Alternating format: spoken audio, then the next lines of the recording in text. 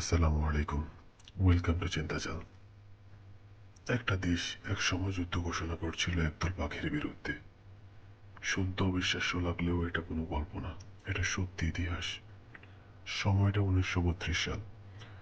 অস্ট্রেলিয়ার পশ্চিমাঞ্চলে যুদ্ধ শেষে ফেরা সৈন্যরা নতুন করে জীবন শুরু করছিল। তারা গমের চাষ করছিল, ধীরে ধীরে গড়ে তুলেছিল তাদের ভবিষ্যৎ। সবকিছু ঠিকঠাক চলছিল, কিন্তু হঠাৎ করে সেই শান্ত জীবন ভেঙে গেল। হাজার হাজার পাখির দল বেঁধে নেমে এলো তাদের খেতে। বিশাল আকারের এই পাখিগুলো এতটাই দ্রুত ছিল যে কয়েক মুহূর্তে পুরো ফসল নষ্ট হয়ে যেত। এক রাতে শেষ হয়ে যেত মাসের পর মাসের পরিশ্রম। অসহায় হয়ে কৃষকরা সরকারের কাছে সাহায্য চাইল। আর তখনই নেওয়া হলো ইতিহাসের সবচেয়ে অদ্ভুত সিদ্ধান্ত, পাখিদের বিরুদ্ধে যুদ্ধ ঘোষণা।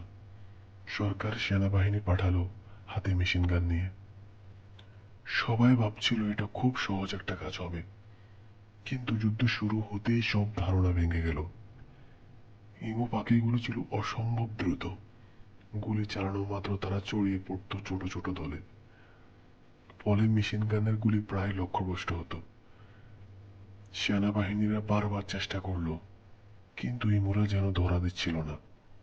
এক সময় ট্রাক নিয়ে তাদের দাওয়া করা হলো, কিন্তু তাতেও কোনো লাভ হলো না। ইমুরা দৌড়ে সহজে পালিয়ে গেল। দিনের পর দিন কেটে গেল, হাজার হাজার গুলি খরচ হয়ে গেল, কিন্তু ফলাফল প্রায় শূন্য।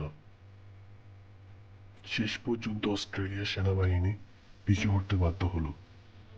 ভাবতে পারেন, একটা দেশের প্রশিক্ষিত সেনাবাহিনী মেশিনগান হাতে নিয়েও একদল পাখির কাছে হেরে গেল। এই ঘটনা ইতিহাসে পরিচিত দ্য গ্রেট ইন ওয়ার নামে। এই যুদ্ধে আমাদের একটা জিনিস শেখায়, সব যুদ্ধ শক্তি দিয়ে জেতা যায় না। কখনো কখনো প্রকৃতিই সবচেয়ে বড় শক্তি হয়ে দাঁড়ায়। আর সেই যুদ্ধে বিজয়ী ছিল শুধু একদল ইমু পাখি। ভিডিওটা যদি আপনার কাছে ইন্টারেস্টিং লাগে তাহলে একটা লাইক দিন। আর এমন অজানা অদ্ভুত আর মাইন্ড ব্লোয়িং ঘটনা জানতে সাবস্ক্রাইব করেন চিন্তাজাল। দেখা হবে নেক্সট ভিডিওতে। আল্লাহ হাফেজ।